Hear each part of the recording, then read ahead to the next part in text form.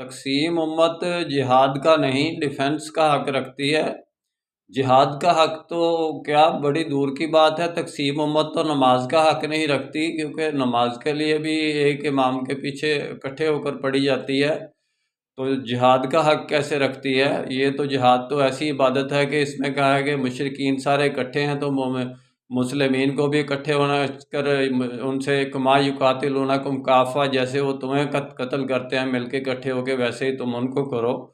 جہاد ہی تو واحد ایسی عبادت ہے کہ جس میں اجتماعیت کی ضرورت ہے، ایک جماعت ہونے کی ضرورت ہے۔ تقسیم لوگوں پر جہاد فرض نہیں ہے، بلکہ ڈیفینس کر سکتے ہیں۔ ڈیفینس ان کا حق ہے کہ اگر کوئی ان پر اٹیک کرتا ہے تو وہ اس کا ڈیفینس کر سکتے ہیں، بس جب آپ کسی سے لڑیں گے نہیں تو آپ پر اٹیک کون کرے گا؟ سب سے پہلے تو امت کو وحدت میں لائیں، یہ تقسیم ہے۔ انشاءاللہ میرا کام اسلامک ورلڈ کی امن اور یونائٹی کا ہے، ڈیٹیل میں بات پھر ہوگی۔ نسبت وحدت خدمت خیر کے ساتھ، اللہ حافظ۔